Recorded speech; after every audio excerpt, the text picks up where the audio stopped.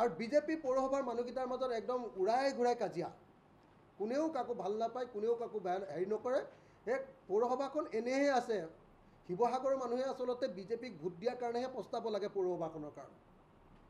অখিল গগৈতো তেওঁৰ জীৱনৰ সৰ্বস্ব দি শিৱসাগৰৰ কাৰণে কাম কৰিবলৈ চেষ্টা কৰিছে, কিন্তু শিৱসাগৰ পৌৰসভাখন জিকাই শিৱসাগৰ মানুহে পস্তাব লাগে নিয়মতে।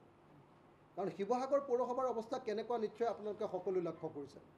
গতিকে শিৱসাগৰ পৌৰসভাত যেতিয়া ষ্ট্ৰীট লাইট নজ্বলে মোৰ নিজৰ দুখ লাগে। শিৱসাগৰ ৰাস্তাই ৰাস্তাই যেতিয়া জাবৰ পৰি থাকে তেতিয়া মোৰ দুখ লাগে। শিৱসাগৰ পৌৰসভাৰ যেতিয়া অনবৰতে এজাক বৰষুণ দিলে টাউনত যেতিয়া পানী উঠে মোৰ দুখ লাগে। কিন্তু মোৰ কৰিবলৈ বেছি নাথাকে, এইকাৰণেই যে পৌৰসভাৰ এলেকাত মই বিধায়ক হিচাপে কেতিয়াও হস্তক্ষেপ কৰিব নোৱাৰোঁ।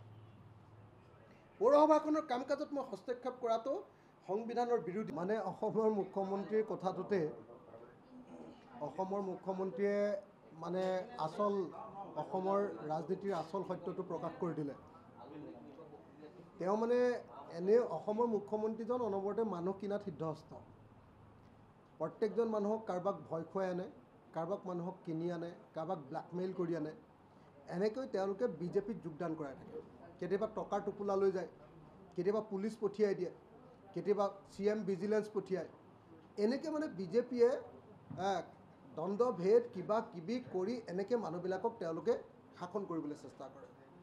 কিন্তু অসমৰ মুখ্যমন্ত্ৰীয়েও জানে যে অখিল গগৈ বোলা মানুহটোক তেওঁলোকে এই একোবিলাকৰ জৰিয়তে কিনাটো সম্ভৱপৰ নহয়, একো কৰাৰ জৰিয়তে বিজেপিত যোগদান কৰাটো সম্ভৱপৰ নহয়। আৰু সেইকাৰণে অসমৰ মুখ্যমন্ত্ৰীয়ে মোক ভলভ' বাছ বুলি কৈছে যে অখিল গগৈ বৰ ডাঙৰ ভলভ' বাছ, ইমান ডাঙৰ বাছক মানে বিজেপিলৈ আনিব নোৱাৰি। তাৰমানে কি? তাৰমানে তেওঁ জানে যে বিজেপিৰ নিচিনা এটা ভ্ৰষ্ট পাৰ্টি, বিজেপিৰ নিচিনা এটা সাম্প্ৰদায়িক পাৰ্টি, বিজেপিৰ নিচিনা এটা ফেচিষ্ট পাৰ্টি, বিজেপিৰ নিচিনা এটা অগণতান্ত্ৰিক পাৰ্টি, এজন গণতান্ত্ৰিক ব্যক্তি, এজন মানুহৰ কাৰণে লাগি থকা মানুহ। মই প্ৰথমতে তেখেতক প্ৰত্যাহ্বান জনাইছোঁ যে মোৰ ওপৰত কা আন্দোলনৰ ওপৰত 16টা গোচৰ আছে,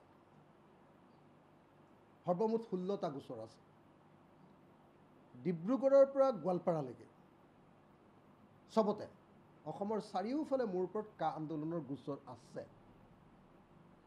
এজন মুখ্যমন্ত্ৰীৰ মিনিমাম এইটো জ্ঞান আছেনে নাই যে একেটা বুখৰ ওপৰত দ্বিতীয় এটা কেছ হ'ব নোৱাৰে। মিনিমাম তেওঁ বোলে এডভোকেট আছিলে, বোলে তেওঁ বোলে অধিবক্তা আছিলে। আৰু মই কোৱা শুনিছিলোঁ, কোনোবা এজন জাজে কোৱা শুনিছিলোঁ যে তেওঁ অধিবক্তা হ'লে বোলে ভাল অধিবক্তা হ'লগৈহেঁতেন। এতিয়াহে তেওঁৰ অধিবক্তাৰ প্ৰকৃত জ্ঞানৰ নমুনাটো এতিয়াহে ধৰা পৰিলে। কা আন্দোলনৰ ওপৰত মোৰ 16টা গোচৰ আছিলে। যেতিয়ালৈকে বিজেপিক পৰাভূত কৰিব নোৱাৰিম, যেতিয়ালৈকে বিজেপি ভাৰতৰ ৰাজনীতিৰ পৰা বিদায় দিব নোৱাৰিম, তেতিয়ালৈকে ভাৰতৰ গণতন্ত্ৰ কেতিয়াও সুৰক্ষিত নহয়। আৰু ভাৰতৰ গণতন্ত্ৰক সুৰক্ষিত কৰিবৰ কাৰণে আমি বিজেপিক বিদায় দিবই লাগিব। তাৰ কাৰণে সকলো জ্যেষ্ঠ নাগৰিক, সকলো সচেতন মানুহ, সকলো ভোটাৰকে মই এই মুহূৰ্তত বিনম্ৰভাৱে প্ৰাৰ্থনা জনাইছোঁ।